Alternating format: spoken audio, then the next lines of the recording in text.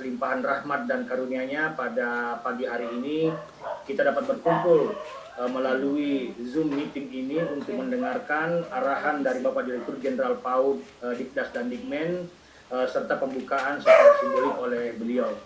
Sebelum mempersilakan kepada Bapak Dirjen, kami laporkan beberapa hal Pak Dirjen. Yang pertama adalah peserta yang mengikuti BIMTEK daring bagi guru PAUD untuk melaksanakan BDR di wilayah 3 hari ini sebanyak kurang lebih 600 orang, berasal dari 4 provinsi yaitu Sulawesi Selatan, Sulawesi Tengah, kemudian Gorontalo dan Sulawesi Utara. Peserta berasal dari unsur Dinas Pendidikan, Kabupaten Kota, kemudian para penilai dan pengawas TK, kemudian perwakilan organisasi mitra PAUD serta guru-guru PAUD yang berasal dari 57 kabupaten kota. Dalam kegiatan BIMTEK ini yang berlangsung selama 6 hari, peserta akan memperoleh pengetahuan dan keterampilan terkait dengan bagaimana meningkatkan kompetensi pedagogik peserta BIMTEK, guru-guru PAUD, kemudian bagaimana meningkatkan kompetensi TIK mereka untuk melaksanakan kegiatan pembelajaran dari rumah yang akan berlangsung 1 semester lagi. Kami mohon perkenan Bapak Dirjen untuk menyampaikan arahan bimbingan sekaligus membuka secara simbolik acara BIMTEK kita yang diikuti oleh 4 provinsi pada kesempatan pagi ini. Kami persilakan Pak Dirjen.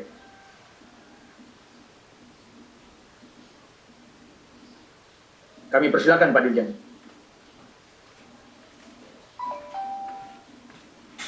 Halo, host.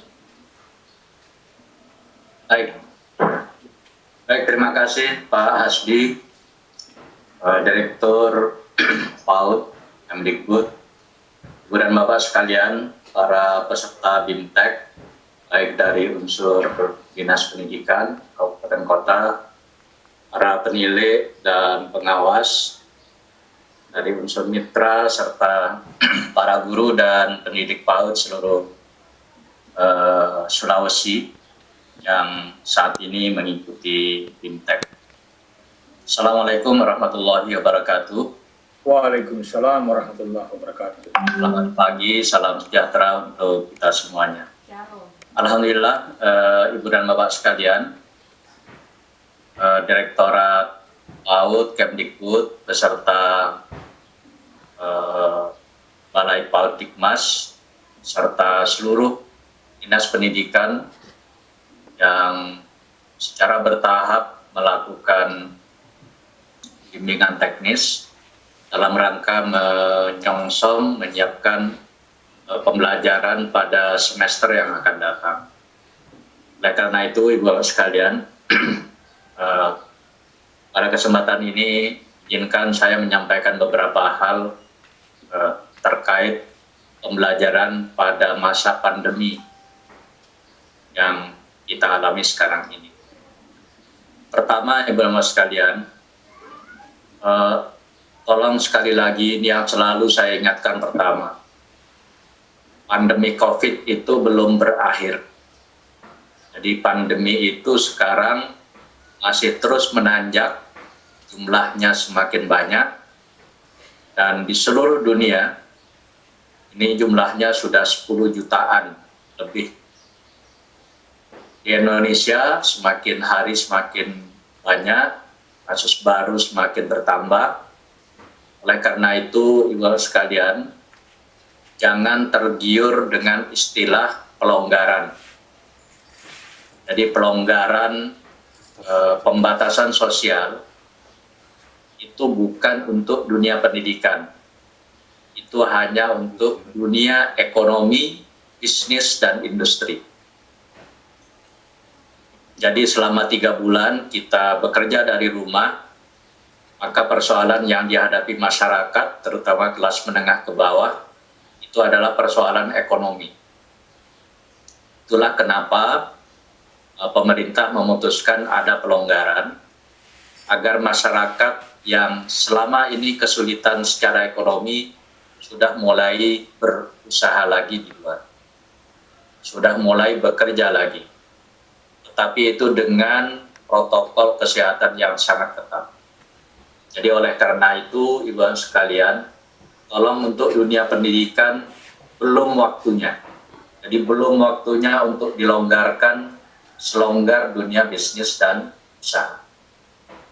Jadi sekali lagi mohon tetap jaga kesehatan Ibu dan Bapak sekalian, jaga keselamatan kita sendiri, keluarga, termasuk anak buah kita, entah itu di kantor, di satuan pendidikan PAUD, tolong itu dijaga, kasih tahu mereka, pandemi ini masih terus menanjak, belum menurun.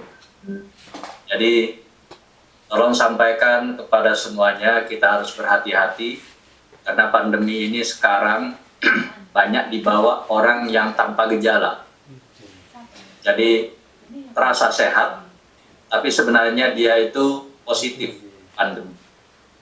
Dan kalau kena kita, yang usianya 45 tahun ke atas, nah itu biasanya penyebarannya itu menjadi sangat signifikan dan dampaknya itu berbeda-beda untuk setiap orang.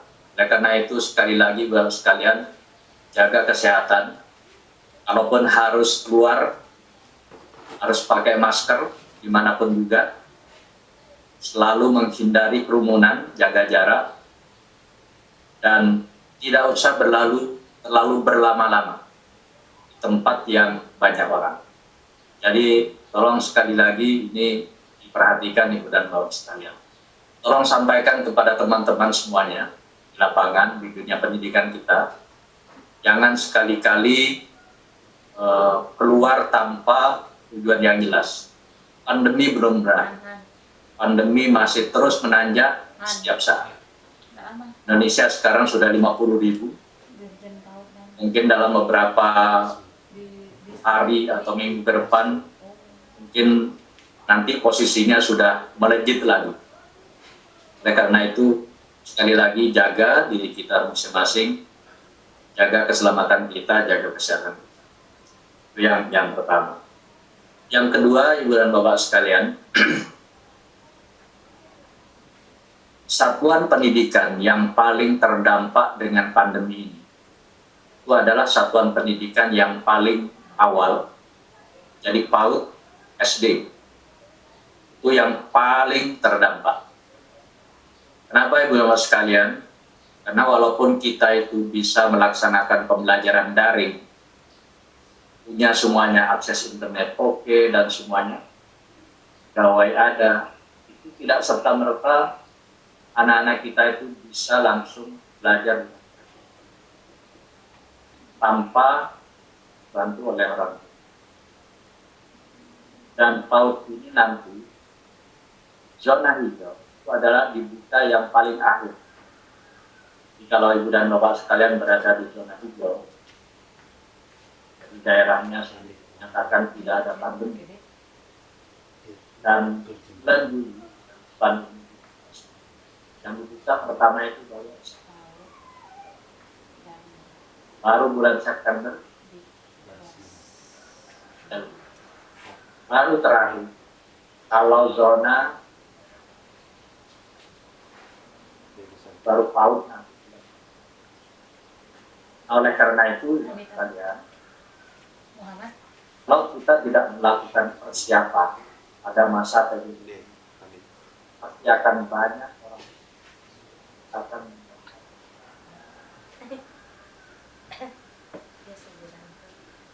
sudah banyak yang kan lebih tidak mendaftar, dan ada yang karena alasan, ada juga yang jadi mohon Ibu dan Bapak, PDB kita ini tinggal 3 minggu lagi. Tolong Ibu dan Bapak sekalian, sampaikan kepada semua kepala satuan pendidikan, kepala TK, kepala PKBM, kepala SKB yang punya satuan pendidikan PAUD, tolong proaktif untuk mendata, bahkan kalau bisa komunikasi dengan orang tua yang punya anak usia PAUD. Kalau orang tua tidak mau memasukkan anaknya ke sekolah karena alasan kesehatan, tidak apa-apa. Yang penting daftar dulu anak-anak itu menjadi bagian dari siswa kita, jadi bagian dari mereka.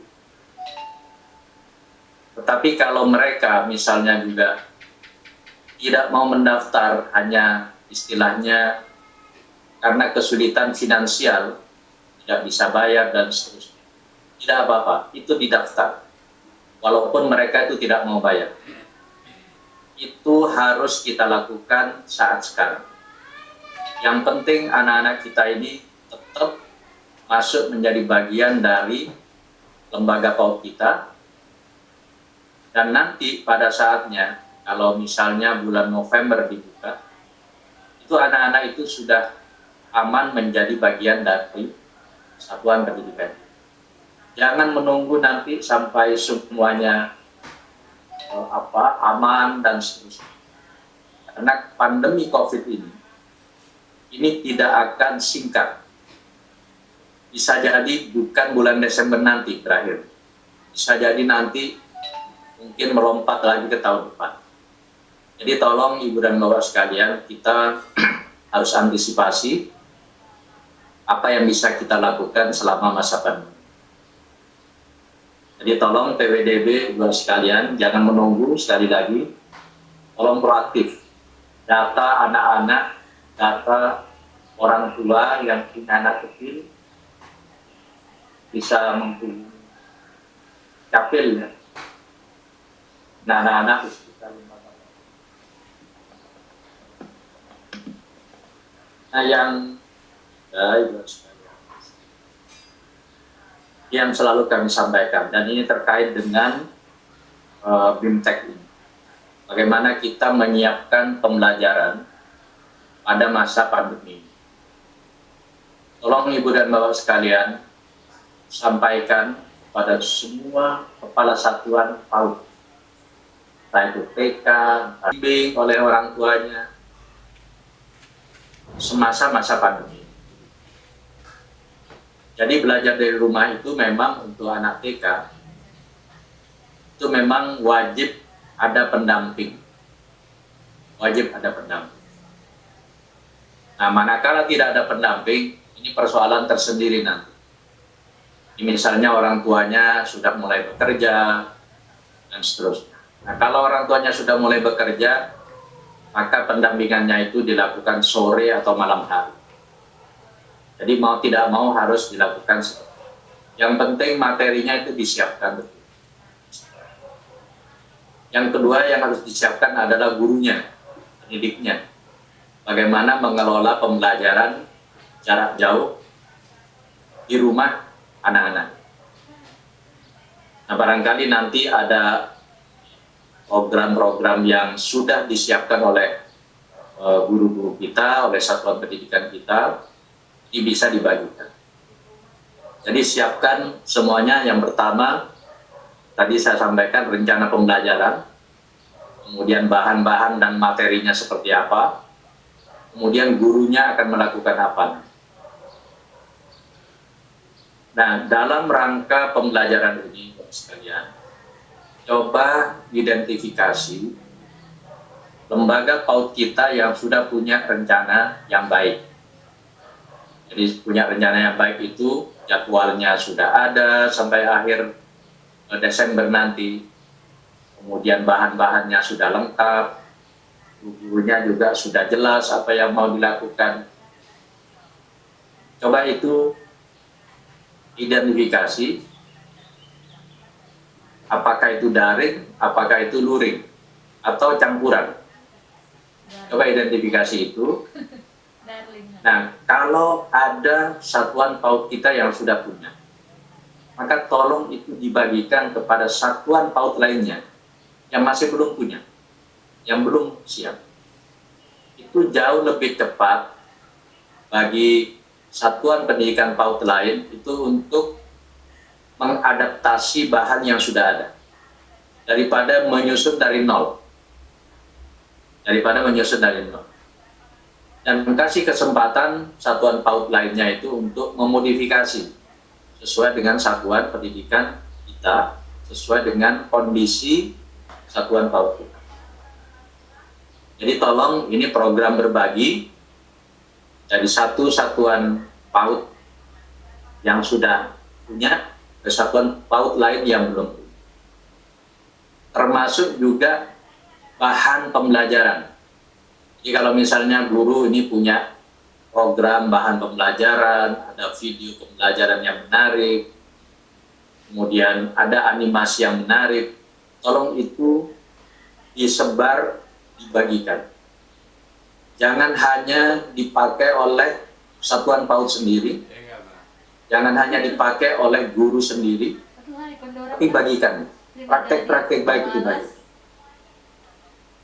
Ini nanti, Ibu dan Bapak sekalian, kami harapkan setiap kabupaten kota punya itu, contoh-contoh yang terbaik di kabupaten kota itu. Atau bisa minta ke teman-teman lain di luar provinsi. Atau mungkin juga bisa mendownload di Direktorat PAUD. Kami minta sebenarnya Pak Hasbi menyiapkan contoh-contoh rencana pembelajaran, model pembelajaran, apa yang harus dilakukan guru, dan seterusnya. Itu nanti biar bisa di-download oleh teman-teman yang mungkin tidak punya akses kepada pembelajaran yang baik. Tentu Ibu dan Bapak sekalian, kalau yang disiapkan direktorat itu tidak bisa berlaku untuk semua. Harus ada modifikasi, harus ada adaptasi. Jadi tolong ini bisa dilakukan Ibu dan Bapak sekalian, sehingga nanti pada pertengahan Juli kita sudah siap untuk melaksanakan pembelajaran, dan pembelajaran PAUD ini pasti akan jarak jauh semua. Cuma pilihannya itu adalah online atau gabungan online offline atau betul-betul offline. Jadi kalau offline ini Ibu dan Bapak sekalian, pada umumnya guru melakukan home visit, melakukan kunjungan ke rumah siswa kita, atau di dalam satu tempat, misalnya di satu rumah, kumpulkan siswa kita maksimal hanya 5 orang. Maksimal hanya 5 orang, tapi protokol kesehatan itu harus tetap dijaga. Ini Kemdikbud sedang mengkaji apakah memungkinkan nanti lembaga PAUD kita itu tetap buka, tetapi hanya dibatasi 5 orang per hari, tidak boleh lebih. Nah ini kita sedang siapkan, kita kaji. Ini rencananya berlaku untuk semua zona, mau merah, mau kuning, mau oranye, mau hijau, itu rencananya seperti itu. Karena ini juga menjadi opsi bagi murid-murid PAUD kita ya, yang orang tuanya sudah mulai bekerja. Jadi mungkin ini nanti akan menjadi pilihan, dan mohon ini ditunggu Ibu dan Bapak sekalian, tulisannya seperti apa, karena kami harus berkoordinasi dengan gugus tugas COVID nasional. Apakah yang seperti ini diperbolehkan atau tidak. Tapi kalau ini bisa kita lakukan, paling tidak dalam 1 minggu itu bergantian. Jadi kelompok 1 5 orang, kelompok 2 5 orang, sampai kelompok 6. Sampai hari Sabtu misalnya, itu kelompok 6. Jadi kalau murid PAUD Ibu dan Bapak sekalian sekitar 30, itu sebenarnya mencukupi. Tapi setiap kelompok itu hanya datang ke lembaga kita, ke TK kita, ke TPA kita, itu yang maksimal 5 orang per hari. Nah tolong Ibu dan Bapak sekalian, kita masih menyiapkan regulasinya, mudah-mudahan ini bisa segera keluar, karena keluhan dari berbagai satuan pendidikan ini luar biasa, karena katanya banyak satuan pendidikan kita yang sudah mulai terengah-engah melaksanakan pembelajaran. Dan oleh karena itu, tolong Ibu dan Bapak sekalian, kalau ada orang tua yang nggak mau bayar hanya gara-gara masalah finansial, jangan dipaksa. kita terima aja apa adanya. GOP yang Ibu dan Bapak sekalian terima, mudah-mudahan sudah mulai sampai ke lembaga kita semuanya. GOP itu bisa digunakan untuk operasional di lembaga kita dan sudah tidak ada pembatasan-pembatasan lagi. Silakan itu dipakai misalnya untuk honorer guru kita, operasional yang berkaitan dengan pembelajaran jarak jauh dan seterusnya, itu sudah silahkan itu diputuskan oleh masing-masing satuan. Oleh karena itu, sekali lagi Bapak sekalian, yang paling penting tolong siapkan rencana pembelajaran satu semester ke depan, bahannya seperti apa, ini akan melakukan apa, termasuk juga rencana di mana akan mengunjungi siswa juga harus. Saya kira ini yang dapat kami sampaikan, Ibu dan Bapak sekalian. Mudah-mudahan Bimtek melalui video conference ini bisa berjalan dengan baik dan mudah-mudahan kita siap menghadapi pembelajaran di masa pandemi ini yang kita juga tidak pernah tahu kapan akan berakhir. WHO sendiri sudah mengingatkan bahwa pandemi ini akan panjang, masih akan panjang, sampai vaksin corona ini bisa. Dengan demikian, Ibu sekalian, tolong kita siap semuanya, sampaikan kepada orang tua, kita harus tetap menjaga kesehatan dan keselamatan kita. Akhirnya dengan mengucap Bismillahirrahmanirrahim dan memohon ridho Tuhan Yang Maha Esa, maka webinar Bimtek penyiapan pembelajaran PAUD semester depan ini secara resmi saya nyatakan. Terima kasih. Assalamualaikum warahmatullahi wabarakatuh. Waalaikumsalam warahmatullahi wabarakatuh. Terima kasih Pak Dirjen atas arahan dan pembukaannya. Ada beberapa hal yang perlu kita internalisasi dari arahan Pak Dirjen. Yang pertama, kita harus selalu menjaga kesehatan keluarga dan ekosistem pendidikan, terapkan protokol kesehatan secara ketat. Kemudian mari kita proaktif untuk mendata dan berkomunikasi dengan orang tua agar PPDB dapat berjalan dengan lancar. Kemudian mulai dari sekarang merencanakan pembelajaran untuk satu semester ke depan, apakah akan daring, luring, atau campuran di antara keduanya. Kemudian mari kita berbagi praktik terbaik antara masing-masing satuan PAUD di setiap kabupaten kota. Dan yang terakhir, kita sangat berbahagia bahwa pemerintah mulai mendengarkan aspirasi dari satuan PAUD, terutama di TPA, untuk memfasilitasi orang tua yang bekerja agar anak-anak mereka dapat dititipkan di satuan PAUD. Demikian arahan dari Pak Dirjen, Ibu dan Bapak sekalian. Semoga kita bisa mengambil manfaat dari arahan beliau. Sekali lagi kami sampaikan terima kasih kepada Pak Dirjen atas waktunya di tengah kesibukan beliau masih sempat berkomunikasi dengan kita semua dalam acara ini. Terima kasih Pak Dirjen. Kami persilakan apabila masih ada acara berikutnya. Terima kasih. Terima kasih Ibu dan Bapak sekalian. Waalaikumsalam. Waalaikumsalam warahmatullahi wabarakatuh. Demikian Ibu dan Bapak sekalian, arahan dari Pak Dirjen.